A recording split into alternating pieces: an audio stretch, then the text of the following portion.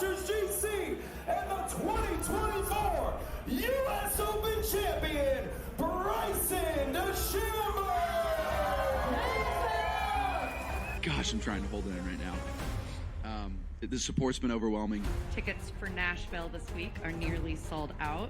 We are calling this the Bryson effect. Won the Saudi Open on the Asian Tour in April, and he won the International Series event in Macau in March, beating David Puig in a playoff. Here's a man with 9 career wins, 3 of them on the DP World Tour. 33 years of age from Sacramento, and he is making the most of his chance. Remember, John Catlin playing as a reserve for Charles Howell III, who's injured. If he were to go on to win this, he gets those points. That would move him right at the top 24 number. Move him at 20th currently. Yeah, another beautiful shot. These guys making this look so easy. So having a day. The Englishman 6 under par. He shares the lead with Abraham Ancer for the time being at least. Now this is Abraham Ancer to stay at 7 under and in all likelihood have the overnight lead. And that is wonderfully done. Abe Ancer with a 64. This is what Live Golf's about, man. I had a vision of this 2-3 years ago, seeing what the potential could be, and this is just the start. I mean, with how much support we have out here, and it's just the start, that's a testament to what Live Golf is and what the Crushers are doing, what our team's doing, and what we're trying to do for Nashville and places all across the globe. So super excited for the future of Live.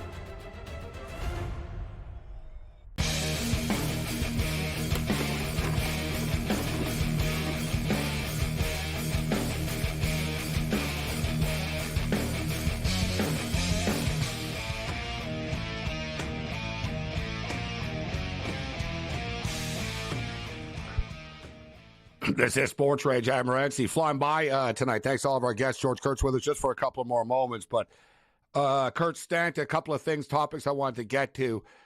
Stanton injured. So Cole comes back. Now Stanton gets injured. Hey, listen, as a Dodger fan, I know all about it. I got Mookie Betts out. We've got Max Muncy out. Walker Buehler comes back. He gets hit. He was getting hit, and then he gets hit. Clayton Kershaw's been rehabbing.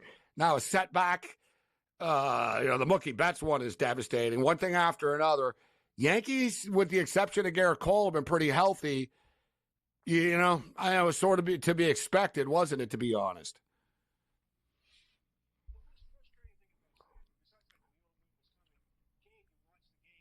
Speed is a heavy jog. That's not me being funny. That's not me being sarcastic. That's all he does is jog. A heavy jog, and he still got hurt.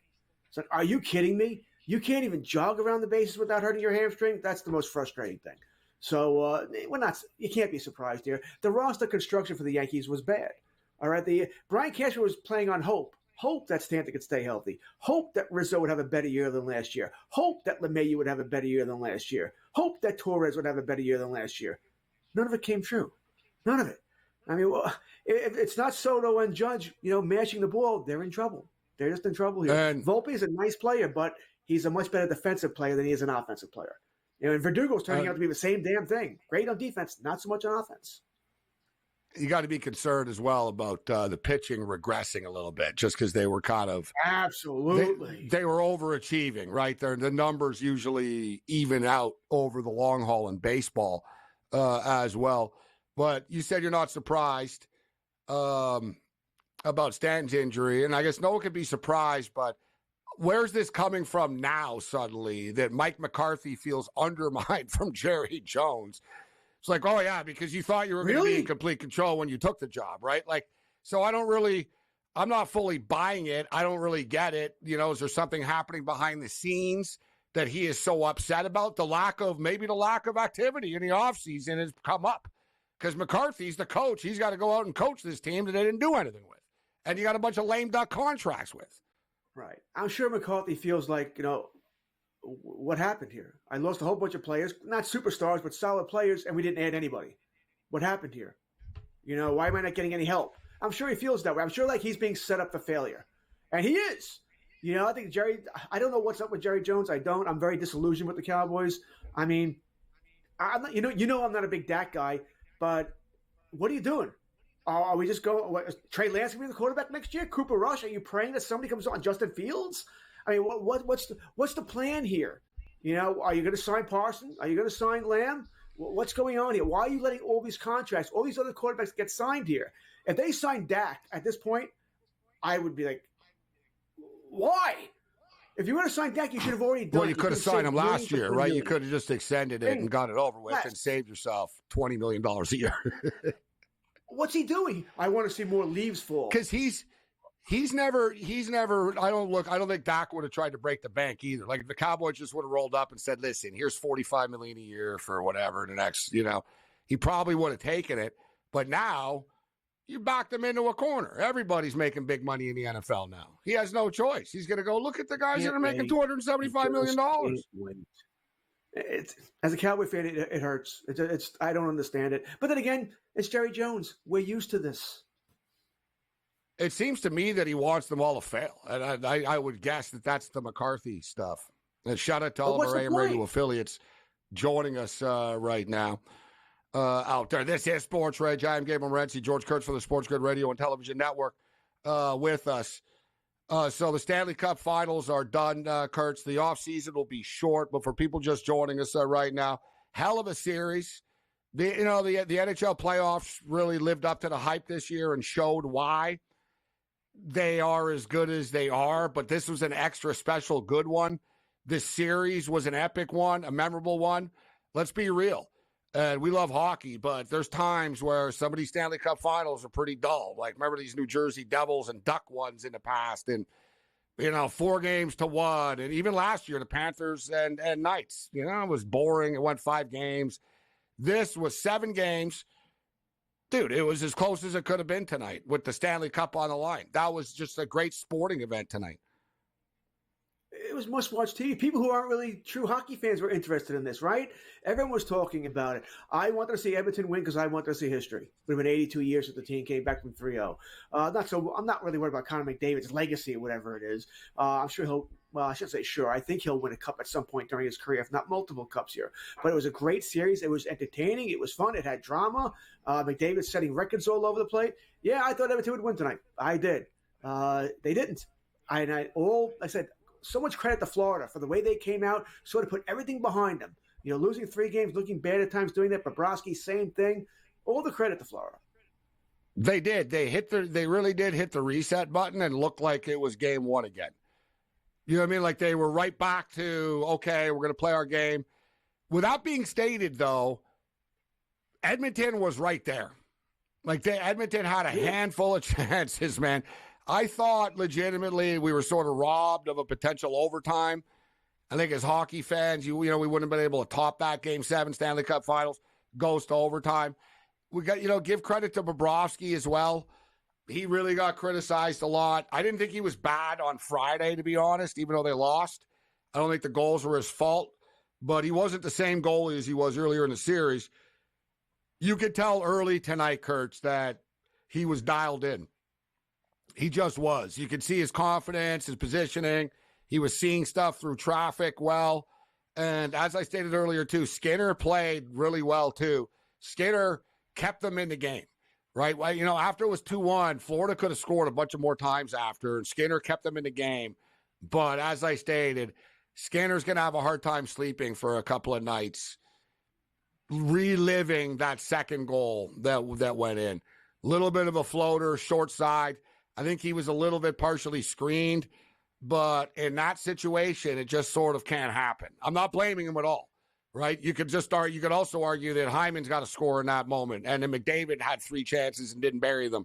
So it's a team effort, but it's just, to me, it was like, that goal is the deciding goal after all that. What a way to go.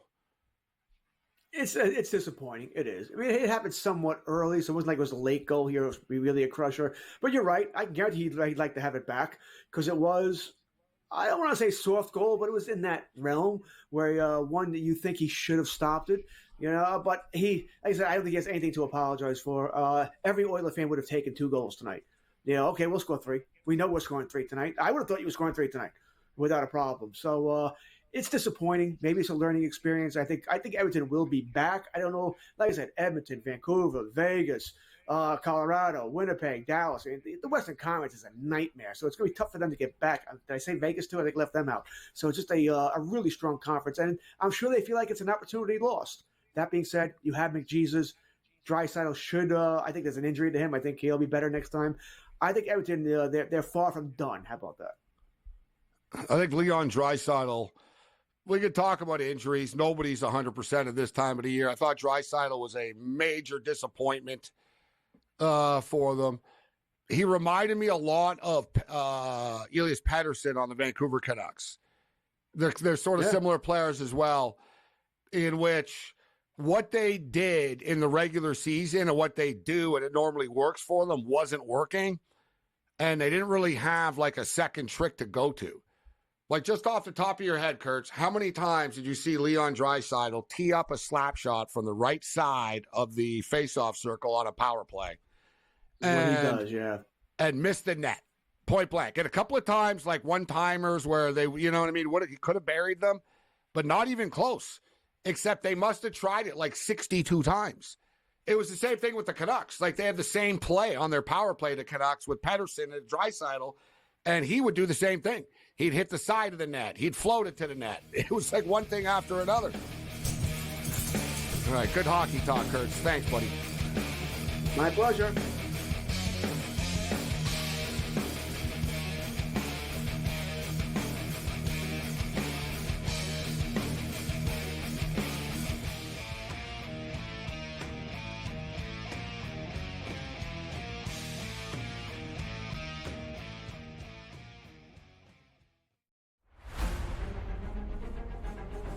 Nashville, help me welcome to the stage the captain of Crushers GC and the 2024 U.S. Open champion, Bryson DeChambeau!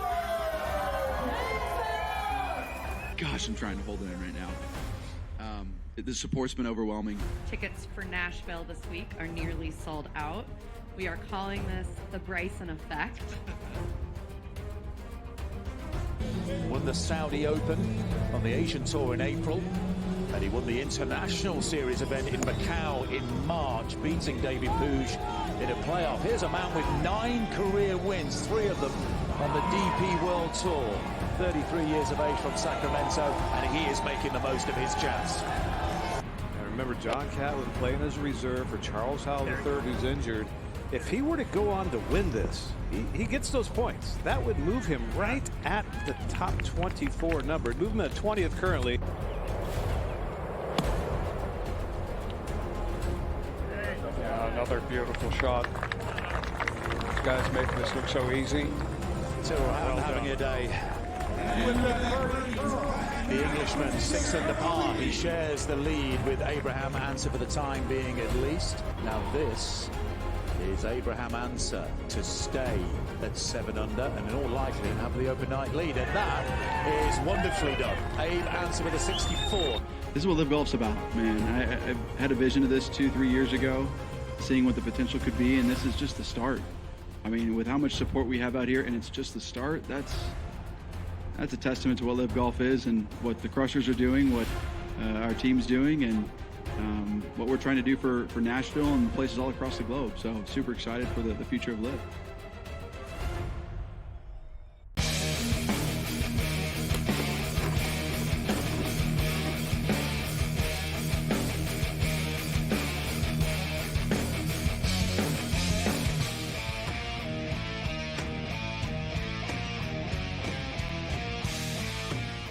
The Monday Night Meltdown. This is SportsRage. I am Gabriel Morency, Sirius XM Channel 159 of the SportsGrid Radio and Television Network. Shout out to all of our AM radio affiliates. Join us wherever you may be this evening.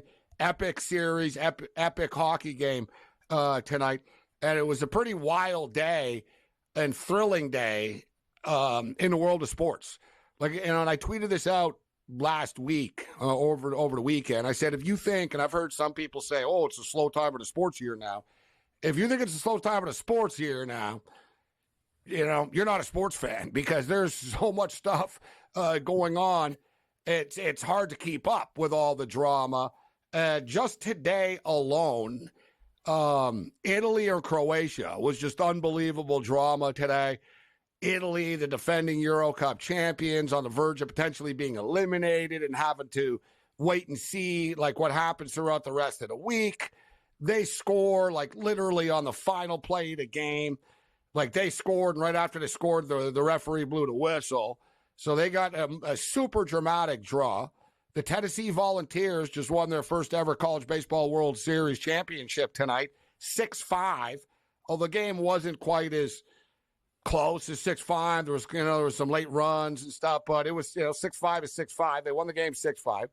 Brazil were 12-1 favorites tonight against Costa Rica. Scoreless draw. Like, people are going to be unhappy in Brazil about this, let me tell you. And then we wrapped it up with the Stanley Cup tonight. And, we had a triple play in baseball that hasn't happened since 1929, but it's really not that cool. I don't really understand what's so special about it. It was a line drive back to the pitcher. He threw to first base, and then the first baseman threw it to third base for a force out. All right, it was a triple play, which is unique, but this is the first 1-3-5 triple play since 1929, which shocks me that it's been 94 years or whatever since that play has happened. But a lot of stuff to get to, including J.J. Redick going Pat McAfee style, or however we want to put it. We'll play J.J. Redick. J.J. Redick spoke to the press for the first time, and let's just say he doesn't give an F about what you think.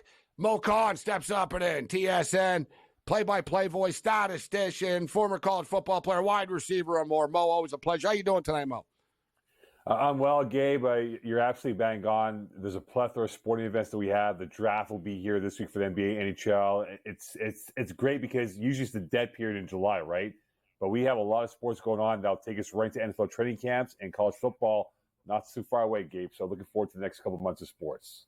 Not to mention the Olympics. Yeah, the Olympics, right, yeah. the Olympics, and the daily gang war that is the WNBA now as well, which is right. There's always something going on in the WNBA, of course. As well. But Stanley Cup, I said earlier, I'm a little disappointed that we were robbed of overtime. I would have liked to see, Game 7. Let's go to overtime. Let's decide this. The Edmonton Oilers came ever so close to tying the hockey game numerous times. But the Panthers were the better team in the third period. They did. Yeah. Like the Oilers had a couple of moments and flashes, but earlier in the game, it felt to me like the Panthers, even though the game was tied at 1, it was like the Panthers were hanging on for dear life. And if the Oilers, they couldn't get that goal or get that lead, they would have nailed it. They would have pulled away, I think. But the Panthers did a great job of hanging in there, and then boom. Kind of a soft goal that Skinner gave up. He played great, but that was kind of a soft goal that he gave up there. And then after that, the Panthers hang on for dear life. But rightful champions, I tip my cap to them. Epic series. Gabe, best team since January 1st, the Florida Panthers. Great trades that Bill Zito did to make them better for this run. You mentioned that Skinner goal. Think about it 20 seconds prior to that, right? Kulikov makes a game-saving deflection of the puck towards the side of the corner, and the Panthers come down the rink and they score that goal to go up, and they don't look back to win the cup. The Panthers played almost rope-a-dope hockey, Gabe, right? They allowed the Oilers to kind of control the narrative for the late first period, late second period, and pretty much the entire third period. And when you got to the final 2-3 minutes of that hockey game, Gabe, the Oilers tired out. They had no gas in the system, and they couldn't really get the puck deep into the lower corners of the Panthers zone and get shots on net. And even though, think about this, Gabe, right? In the third period, the Panthers went nearly 8 minutes of no shot on net and allowed to take on the pressure of the Oilers, and they knew that they had the Oilers literally in the back pocket for what they did in the final 5 minutes of the hockey game. But look, for Paul Maurice, who I think is the Dusty Baker of the NHL, right, searching for that first title, he finally gets that big win. And for the Florida Panthers game, they built it up, right? They emulated the Tampa Lightning for what they were 3-4 years prior to what they are now, and they deserve to be the Cup champions. And hey, you know what? Next year, they are, I think, the top 3 favorites to win. I think a plus 900, I think it is going to week number 1 of the season in early October. Yeah, you know what, though? And they're a really good team. one of the reasons why, and I said earlier in the year I thought they were going to go to the Stanley Cup, the Panthers, but I abandoned ship, so I can't take credit for it. I thought that it would catch up to them, Mo. They started to look a little tired to me at times in the regular season. And, you know, playing in the Cup last year and that deep playoff run, it's hard to play this many hockey games. They were much healthier this year than they were last year by the time they got to the finals. That made a big difference for them this year as well. But as you stated, they did a great job sort of tinkering with the team a bit. And good call. Like, they used to lose to Tampa all the time, so they sort of copied Tampa a bit and out-Tampa. And if you'll notice, they got beat up last year by Vegas a bit. So they realized, what? We've got to be the bully. Like, normally we were, but Vegas were bigger than we were even. We've got to toughen up a bit, and they did. So, as you stated, great call, molding the team as they go. And looking ahead next year, so these are the opening numbers. The Edmonton Oilers are the favorites, plus 800 right now to win the Stanley Cup. Boy. The Dallas Stars are the second choice at plus 900. The Carolina Hurricanes are the third choice at 900. So co with the Stars. The Panthers are also 900. The Avalanche are 10-1. The Devils are 10-1. The Rangers are 12-1. The Leafs are 15-1. The Canucks are 15-1. The Vegas Golden Knights are 16-1. The Bruins are 20-1. And in fact, there was a big trade tonight. The Bruins traded Linus Ullmark, their goaltender, to the Ottawa Senators. More with Mo on the other side.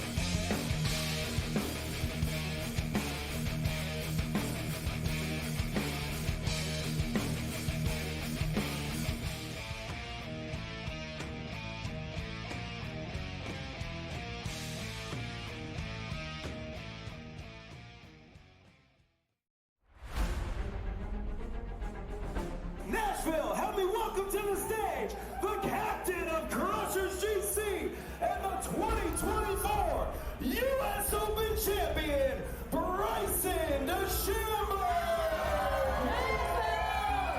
Gosh, I'm trying to hold it in right now. The support's been overwhelming. Tickets for Nashville this week are nearly sold out. We are calling this the Bryson effect. Won the Saudi Open on the Asian Tour in April, and he won the International Series event in Macau in March, beating David Puig in a playoff. Here's a man with 9 career wins, 3 of them on the DP World Tour. 33 years of age from Sacramento, and he is making the most of his chance. I remember John Catlin playing as a reserve for Charles Howell III, who's injured. If he were to go on to win this, he gets those points. That would move him right at the top 24 number. Move him at 20th currently.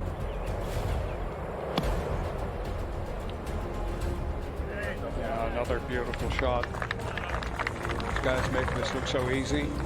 So having a day. The Englishman 6 under par. He shares the lead with Abraham Answer for the time being, at least. Now this is Abraham Answer to stay at 7 under and in all likelihood have the open night lead, and that is wonderfully done. Abe Answer with a 64. This is what Live Golf's about, man. I had a vision of this 2-3 years ago, seeing what the potential could be, and this is just the start. I mean, with how much support we have out here, and it's just the start, that's a testament to what Live Golf is and what the Crushers are doing, what our team's doing, and what we're trying to do for Nashville and places all across the globe. So super excited for the future of Live.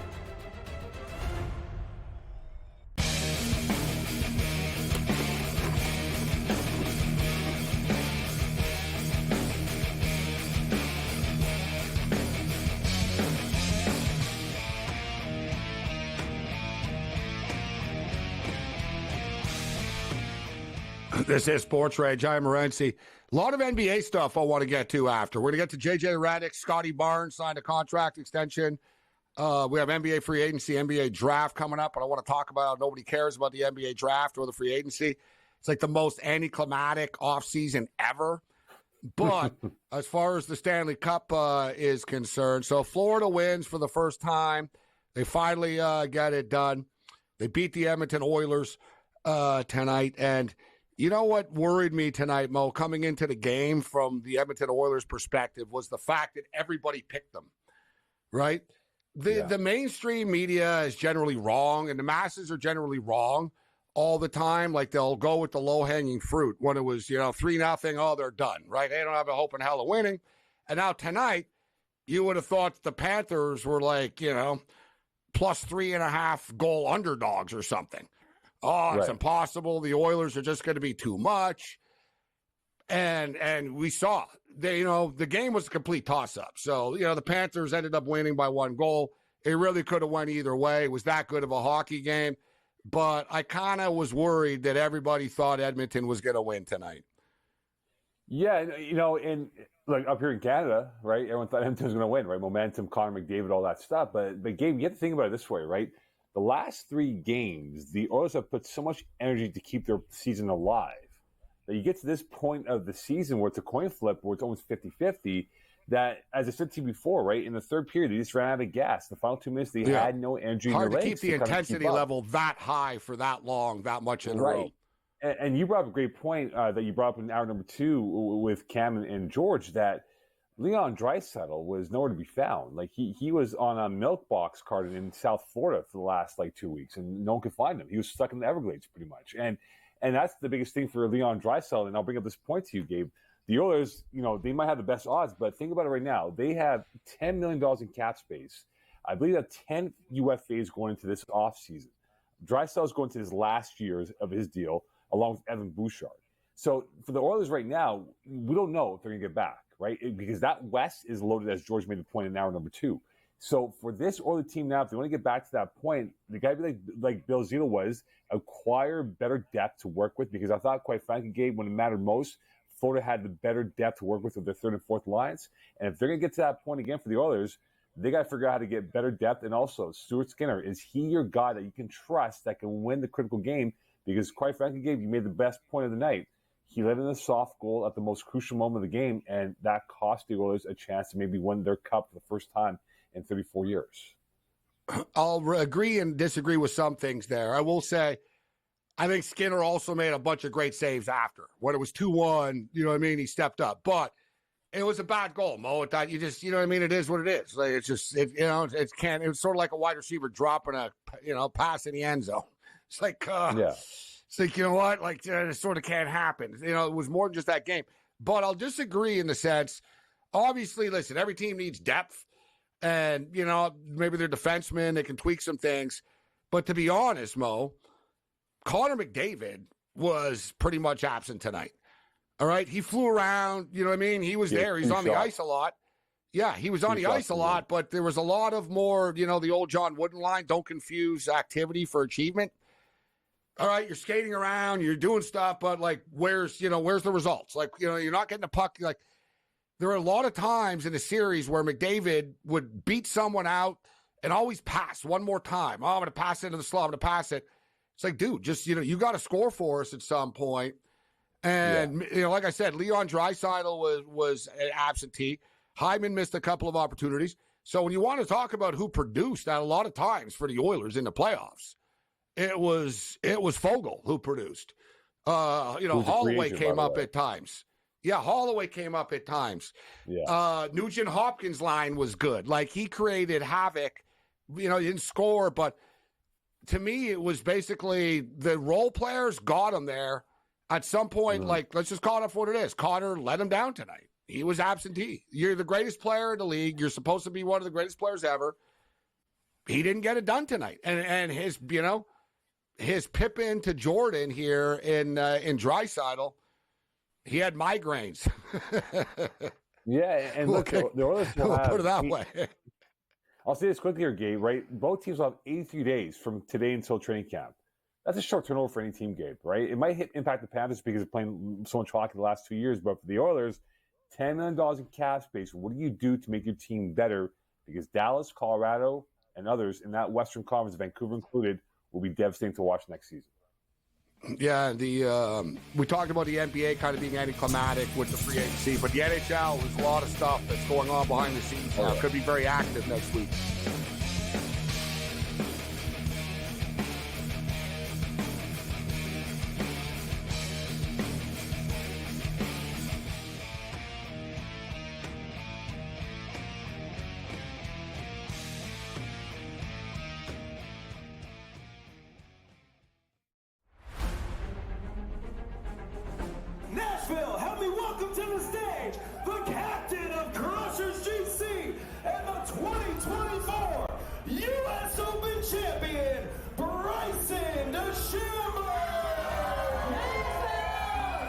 Gosh, I'm trying to hold it in right now. The support's been overwhelming. Tickets for Nashville this week are nearly sold out. We are calling this the Bryson effect. Won the Saudi Open on the Asian Tour in April, and he won the International Series event in Macau in March, beating David Puig in a playoff. Here's a man with 9 career wins, 3 of them on the DP World Tour. 33 years of age from Sacramento, and he is making the most of his chance. I remember John Catlin playing as a reserve for Charles Howell III, who's injured. If he were to go on to win this, he gets those points. That would move him right at the top 24 number. It'd move him at 20th currently.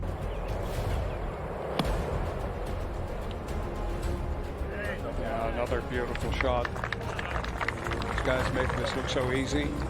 Tyrrell having a day. The Englishman 6 under par. He shares the lead with Abraham Answer for the time being, at least. Now this is Abraham Answer to stay at 7 under and in all likelihood have the overnight lead, and that is wonderfully done. Abe Answer with a 64. This is what Live Golf's about, man. I had a vision of this 2-3 years ago, seeing what the potential could be, and this is just the start. I mean, with how much support we have out here, and it's just the start, that's a testament to what Live Golf is and what the Crushers are doing, what our team's doing, and what we're trying to do for Nashville and places all across the globe. So super excited for the future of Live.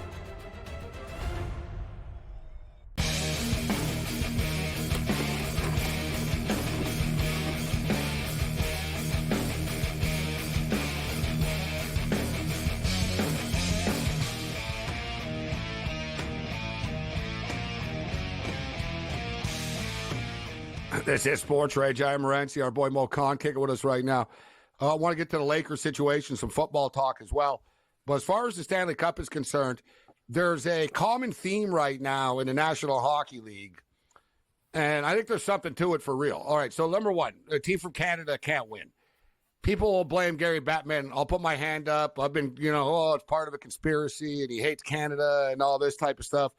Whatever. Gary Bettman didn't cost the Edmonton Oilers the Stanley Cup. You know what I'm saying? So, we could sort of put that out of the way. But you wonder, okay, why teams aren't winning from Canada? The tax in Canada is like California. It's in the same type of ballpark. It's a little less, but it's sort of, we know California is one of the heavier tax places. Mo, in the NBA, it doesn't matter. You know what I'm saying? For some of these players, they're making so much money. It's like, yeah, I'm getting taxed a lot, but, I never dreamed of having $280 million. So if I get taxed, whatever. I don't have to play for the Miami Heat, right? The NHL is different, Mo. Even the best players in the NHL are making $10 to $12 million a year only, right? You've got to, the money, it's a lot of money, but at the same point in time, you've got to maximize your money when you're in the National Hockey League, and suddenly state tax matters. 4 of the 5 last champions, and by the way, the team that lost, the 5th team that didn't win, all from tax-free states, Mo. Look at the Las Vegas Golden Knights. People want to play for them, not just because of the Vegas nightlife and stuff. You don't get taxed. It's beautiful weather, and you make a lot of money, and you don't have a lot of media pressure, and you're on a good team. Florida Panthers. You play golf all the time. You don't get taxed. Tampa Bay Lightning. Stamkos. Guys that Stamkos wanted to be a Toronto Maple Leafs. Like, it's his team and stuff as a kid. When he was a free agent last time, the Leafs wined and dined him. They offered him, like, the max. They even illegally told him, we're going to get you all the sponsorship deals and all this type stuff. And he said, guys, even if I sign this, I'm going to lose, like, $38 million by moving here. He goes, I just can't do it. And he said, it's just too much money for me. I can't do it. He goes, I would do it, but I can't do it. It's too much money to give up. There's something to it in the NHL, Mo. You know what I mean? In the NBA, it doesn't matter. The NFL, whatever, everyone makes the same amount of money in the NFL anyways. Dude, it's different. NHL, the players don't make enough money, and it's helping these non-state tax teams, bro, point blank. The numbers speak for themselves. Yeah, and Gabe, when you look at it this way, right, Dallas was a finalist in the bubble. Vegas lost to the Capitals the first time around. Florida lost last year. He's made the point. But I think what it is, Gabe, now the NHL has the hardest cap amongst the major four leagues in North America, right? And Gary Bettman did what the owners wanted to do. And you're right. You look at Draisaitl and McDavid, they are making a combined, I think, almost $21 million of the team cap, which is ginormous. But if you translate that in bigger terms, it'd be nothing. I think now for the NHLPA, they got to figure out, Gabe, can they get a better deal in the next CBA, which I think is the next 4 or 5 years. When you think about it this way, the Canadian TV contract's coming up for the NHL in the next year and a half to 2 years from now, where TSN might get back involved. Sportsnet may want to keep a piece of the pie. They might go stream as well. And that will improve on the coffers for the PA and for the ownership groups out there in the NHL. And you have to wonder now, Gabe, if they go expansion route for Atlanta, and who knows whoever else might come in for team number 33, 34, or 35, 36, there's a lot of money that could be had for the NHL in the next 10 to 12 years. But the question is, will the PA get anything from the ownership groups to say we can get ourselves a better value for our players than what we're not getting right now? I agree with you. And you know what? I'm surprised, too. There's a guy on Twitter. What's his name? Alan Walsh, I believe. I think it's Alan Walsh off the top of my head. It is. Provocateur, yeah. Yeah. Basically, the guy that stirs the pot and everything goes after the NHL daily. Yeah. Right, but he's raised good points, though. He basically showed a graph of how revenue in the NHL and money in the NHL is like exponentially keeps on growing up, yet the salary cap doesn't, and salaries really haven't. Right now, salaries are guaranteed in the NHL, but there's something wrong when the best players are they're not making enough.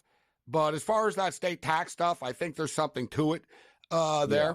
But we'll hit the Lakers stuff on the other side. And we'll play the JJ Redick, one of a couple of clips from his press conference today. But as a whole, Mo, the NBA finals were like the least viewed finals like almost ever, right? It was like really, really, a lot of very like apathy. It was very apathetic, people about it. And this is the least, you and I talked about how this is not a great draft. Although I'll always say I don't like judging drafts until a couple of years later, because we don't know. There could be a star or two in here that no one's talking about. And there'll be a couple of good role players in here. But nobody's talking about this draft. The free agent stuff is lame, and nobody is out there really. Like, there's really, this is the NBA. They might have made a lot of money this year, but enthusiasm around the league and around the sport and stuff is kind of second to none. Like, there's none of it. There's no excitement about this draft, Mo. No, this reminds me in the year 2004, 2005. When the Raptors were Bargnani? Yeah, exactly. Post-Jordan, right? Right, post-Jordan. Even that. Oh, yeah, you're right. There were a couple of really just sort of bad drafts. It was like, yeah. And you have to wonder, Gabe, because now the NBA's gone 2-day draft. Will day two get a bigger TV number because of Bronny James, right? Which I think will be the case. It's a 4 p.m. day two stuff for round number 2. So that's all people are talking about. I don't care where Bronny James goes. I don't care. Right. But the thing is, the NBA's trying to buy time until Paris. That's it, Gabe, because they know that the Paris games will have the best on best. Fingers crossed. They'll showcase their league for free for them. Exactly, right? And so I think they want to buy time for the next 3-4 weeks and hopefully pray that there's some monstrous trade that will make the NBA relevant for the next 4 or 5 days in early July. But they know that they're going to be entering like a dry spell until late July once they tip off the Olympic Games for men's and women's basketball. And listen, there's a couple of things going on. So Scotty Barnes signs the extension with the Toronto Raptors. I guess Paul George would be the biggest name out there that people are talking about where he's going to end up. There was a lot of talk about the Philadelphia 76ers. Now there's reports that the Sixers have cooled off on it, and that the New York Knicks, that Paul George to the Knicks could be a thing. The Knicks are trying to dump Mitchell Robinson on somebody. Will that be enough? No, right? So he gets hurt too often. Another interesting story out there was about Caruso and Giddey, and people are wondering, wow, what other deals could they have gotten? There's a report, and I actually do believe it. Mark Stein's pretty reliable, that he said the Sacramento Kings were really trying to get Caruso. A perfect player for them, too, right? Said they were really trying to get him. They offered the 13th pick in the draft. they have the 13th pick in the draft coming up this year. They offered that for him, and they turned it down for Giddey. So, like, I saw a lot of people out there, not a lot, but some, and not basketball people like the deal for the Bulls, but sort of mainstream media types, oh, how come they didn't shop around and get more? I'll tell you now, Mo, do you agree with this? Because the Bulls know you're not getting anybody better than Josh Giddey in this draft with the 13th pick, bro. No, Josh Giddey can ball, right? So, who are you going to get in this draft? At 13th overall, that's as good as Josh Giddey. As an apathetic Bulls fan, Gabe. And you are a Bulls fan, that's right. I am a Bulls fan, yes, I am. Again, we know this draft's not good at all, right? And so the value of 13 in this draft isn't going to be what the value would be for next year's draft, because everyone knows they're tanking for 2025 for Cooper Flagg and all those guys coming in. But for the Bulls right now, they need picks because they don't have flexibility, Gabe. Giddey is a project who can't play defense, scores in spurts here. But, the Bulls need backcourt depth, which they get with Giddey. But the reality is it doesn't improve their odds to become more relevant in the East. So I think right now they're stuck in the same ship going directionless right now. You have to wonder if trades. I'm not too sure. Well, nobody wants Levine, so they've got to figure out They've got to figure out a way to get rid of Levine. So, I'm sure they can.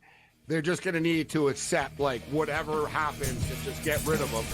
And time to let DeMar DeRozan go. Let's be real.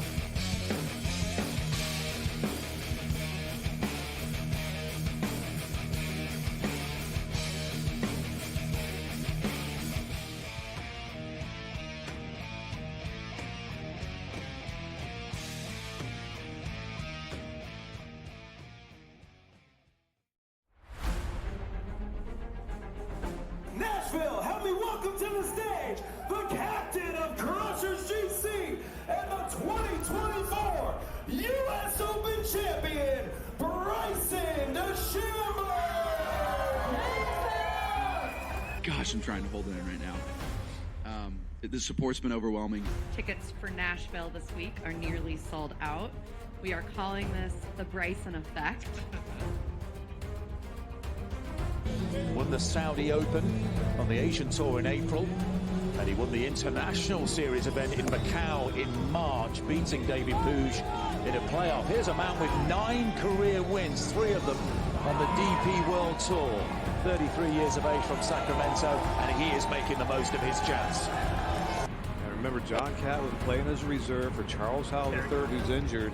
If he were to go on to win this, he gets those points. That would move him right at the top 24 number. Move him at 20th currently.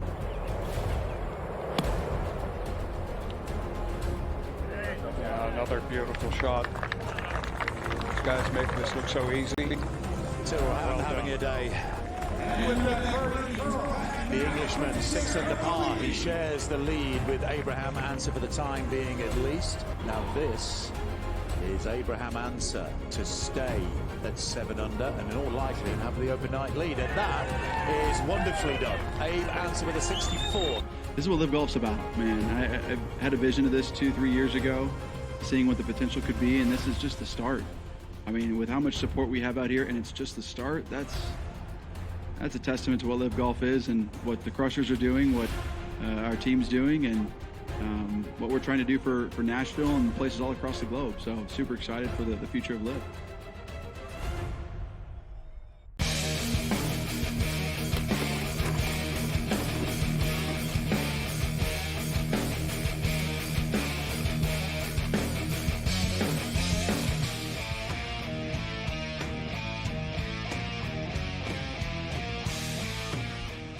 This is SportsRage. I'm Morency. And I undersold it a little bit. I said there's nothing in the NBA. There's stuff. OG Anunoby's a badass. You got the Klay Thompson story going on. So, there is some stuff going on here. And here's a shocker, Mo. So, Brett Siegel's reporting that the Golden State Warriors don't view Klay Thompson as an essential part of the core group moving forward. Listen. Good for them. I'm not an insider with The Athletic or anything like that, but I could have told you that. You know what I'm saying? No kidding. The guy unfollowed him on social media, man. You think, you know what I mean? You think that he thinks that he's part of the future of the team. We heard last year that Orlando, and he's going to whatever. quickly on Klay Thompson, I don't think he's back with the Golden State Warriors. Do you? No, I don't think so. You think back to their play-in loss, right? He took a look at the arena one last time 10? in a Warrior uniform. Yeah, he was 0 for 10, and he looked around the arena knowing that this was probably his last time in a Warrior uniform. And he hugged the TV people. He waved to everyone on the way out. Yeah, exactly. Thank you so much. But Gabe, it's unfortunate because he was one of the best spot shooters in the NBA history until the injuries happened, and that's where he lost his magic powers, the superpowers that he once had as a peak player in the NBA. And if he thinks he's worth $44 million out there, someone will pay him, because if you can shoot 35% plus from beyond the arc, someone will pay you top dollar. And there will be a team out there that'll be desperate enough to get Klay Thompson, thinking that he might have 1, if not 2 years left. Maybe like a Ray Allen, right? When he went to Boston, to Miami afterwards, that he can give that spark to a team that's probably a little bit under the radar of where they want to be, that can maybe get them over the top to be an NBA contender down the road. OG Anunoby's an interesting player in that, we saw the impact that he had. If you want to talk about sort of having leverage with a team, how much more leverage can you have with a team besides telling them, oh, yeah, by the way, you guys were like 25-4 when I was in the lineup, right? Right. I mean, and then look at the impact that he had on the New York Knicks, yet other teams understand the impact that he can have. OG Anunoby's not going to be the star of your team, but he can help put your team over the top. But he's going to want a lot of money. He wants a lot of money as well. So there's all kinds of rumors flying around here. The Philadelphia 76ers, I don't know. I never really got the feeling that him and Nick Nurse were that tight, to be honest. And in fact, I think, that's one of the reasons why he didn't like the Raptors, because he didn't think that he was, he wasn't in the system enough. And that was Nick Nurse's system. But whatever.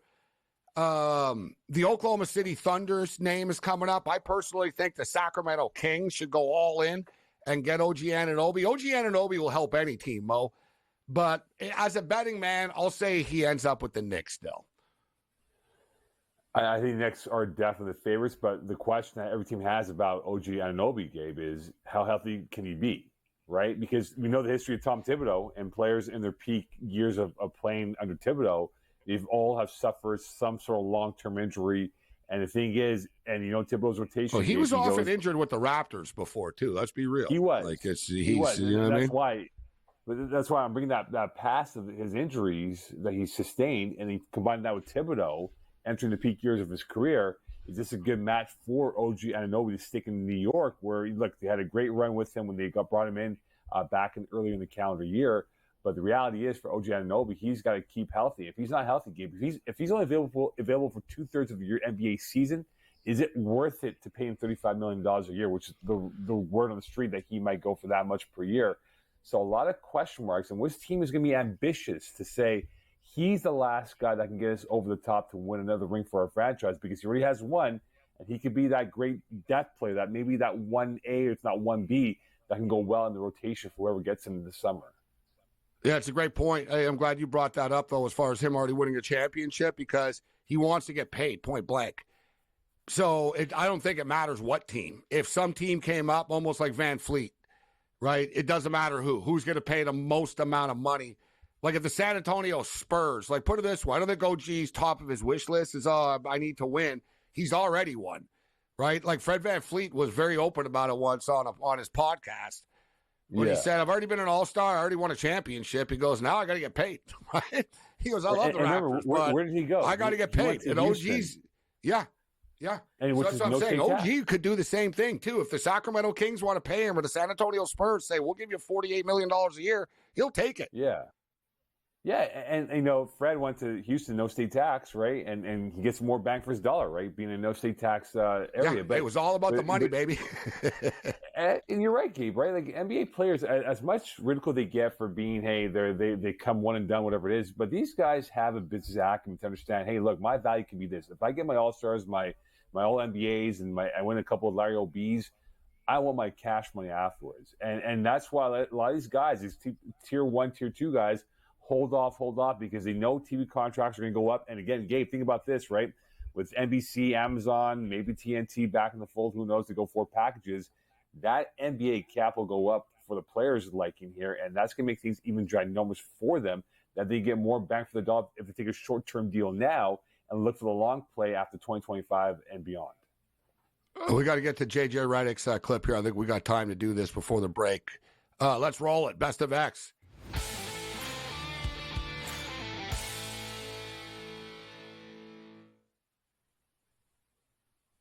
What misconceptions or concerns about you that you've heard in the last few weeks are you the most looking forward to dispelling when you're the coach?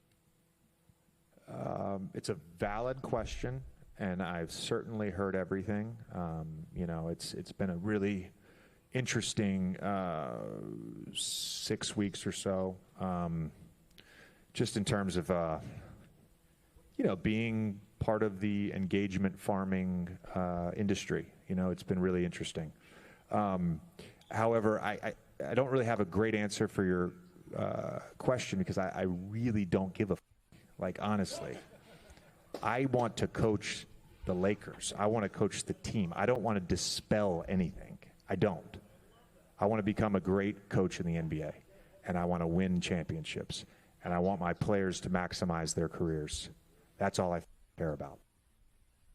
And then we're off and running. The new Laker way.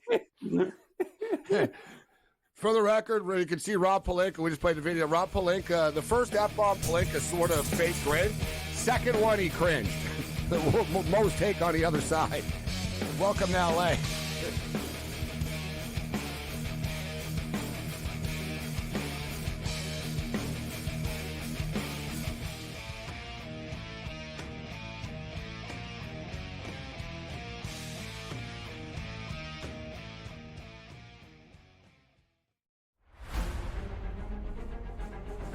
Nashville, help me welcome to the stage the captain of Crushers GC and the 2024 U.S. Open champion, Bryson DeChambeau!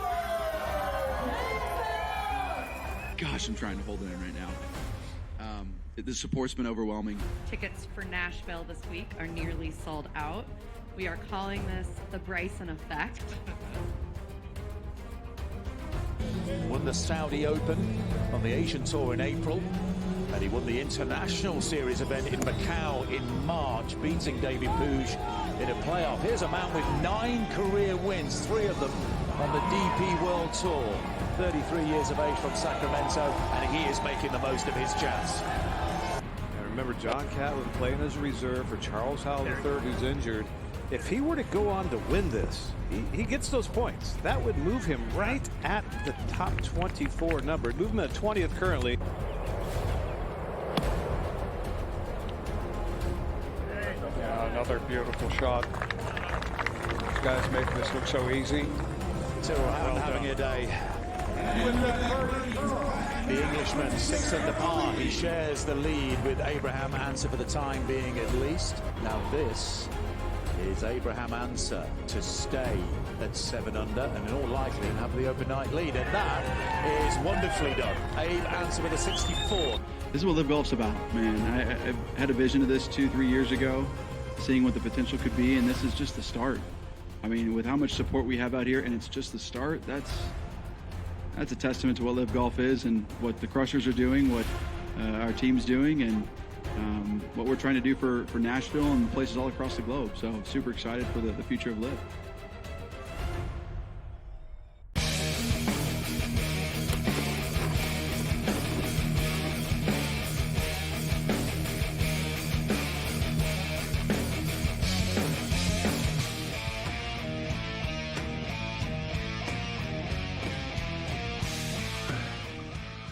This is SportsRage. I'm Morency.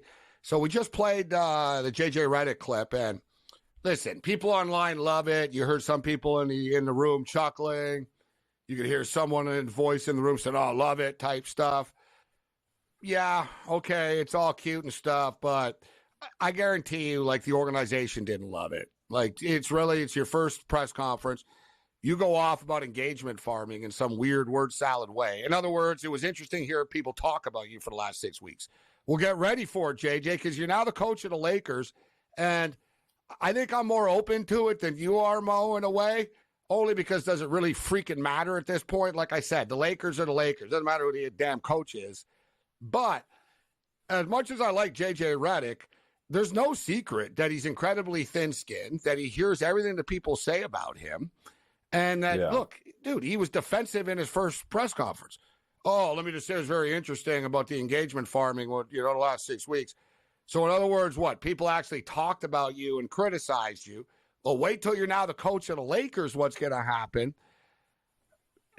Does this have disaster written all over it or what? Yes or no? Welcome to the new era of Showtime basketball and disaster all over this, Gabe. Think about it. I know they think he's next Pat Riley. I don't think he is. But you look at this team right now, how they're being built up. I mean, they got draft picks they can trade now, but who's going to want to go come play in LA, right? LeBron's on the back nine. AD's in the prime of his career. We spoke about this before, Gabe. What are you going to get? Remember, Udonis has made that point a few weeks ago that is J.J. Redick going to be the mouthpiece for LeBron James? Really, this might be a 1, if not 2-year project with LBJ, and after he's going to leave for elsewhere. And you have to look at this team. Are they going to draft Brian James? Like, this is a terrible organization from a direction point right now. You look at the Buss family compared to others in the NBA, one of the more cheaper owners by value of what they are compared to, say, Ballmer and others across the NBA. This is not going to be easy. And in that West game, we spoke about it before, they might be the 8th at best, best team in the West right now. And who knows what they're going to do. Gabe, think about they'll be battling in a play-in. No, that's to me, that when I look at their team next year. Only because the other younger teams are going to get better. Dude, San Antonio could be good suddenly. Wembanyama's a badass. The Houston Rockets have talent. They're getting better. Only once they finished above 7th place in the last 10 years. Above 7th place in the last 10 years, Gabe. That is not Laker basketball. That is what you call Clipper basketball from the 80s and 90s, man. Like, this is not going to be good. And now the Clippers open up the new arena, and they might be relevant. Who knows? They have more stability across town where the Lakers are. They're paying their coach $14 million a year. The Lakers are paying their coach $8 million a year. But they cheaped out Tyronn Lue, though. The Lakers could have had Tyronn Lue, but they offered him like $4 million when they met him. Yeah. He was like, "What?" It was interesting too. He even told people, he goes, "Man, there was like 6 people in the meeting too when he met him." He told, like, I read the story about it, like the in detail thing. And what freaks some people out, they got leaked with Hurley too. The head of business operations is there, like the marketing people and stuff. If you're a guy like Hurley, you don't respect that, Mo. Like, you know what I mean? No. If you're just sitting with a guy like Jerry West or Pat Riley, basketball, you respect it. When there's like, the season ticket head guy is sitting in the room, you're like, what am I getting into here? Like, is this a basketball team or a business? And we know. What's the answer? Yeah. It's chaos. And remember, like, there's a lot of cooks in that room, right? Allegedly Kurt Rambis' wife has the ear of Jeannie Buss. Like, there's so many. This is like a show of 24. A lot of backdoor red tape bureaucracy that goes on in Laker. This was a LeBron hire, though. This is not a Genie hire or a Rambis hire or a Pelinka hire. This is a LeBron hire. Let's call it. It's a hire. Say what you will about Windhorse. He's in tune with LeBron, and he goes, the audition was the podcast they did together. Don't fool yourself. LeBron made the call, and now he plays dumb. Oh, I didn't even know. I had nothing to do with it. And JJ, I never spoke to LeBron about it. Yeah, okay. You guys never talked about it. Okay. What we're going to have, Gabe, is the first 5 games, the Lakers have a pop, be 4-1. People talk what a genius hire this will be, but let's talk to us in game 55 beyond where they are. They're not going to be that good next season, Gabe. I don't think so. They're going to win the midseason tournament again? Yeah, they've been playing champs again, man. That's what they're going to be. Playing champs. And the Summer League champions as well this year with Ronnie James. Here's another one, too. I guess it was if he play. I don't think he'll play in the Summer League. They hold him out of everything, this kid. But the Summer League, man, I remember like Wembanyama, Zion. I was there. I've been there for some of these big-time Summer Leagues where it's like, wow. It's fun. You're going to be able to get into the Summer League this year, guys, for like $7 and stuff, right? Like, I'm dead serious. Like, who all right, Bronny James plays. Who else? Hey, all due respect, who's going to go see Donovan Clingan play? Oh, I got to pay big money. I love the kid. Good player. Thanks, Mo. Other than that, you're on your own. Later. You good, Gabe.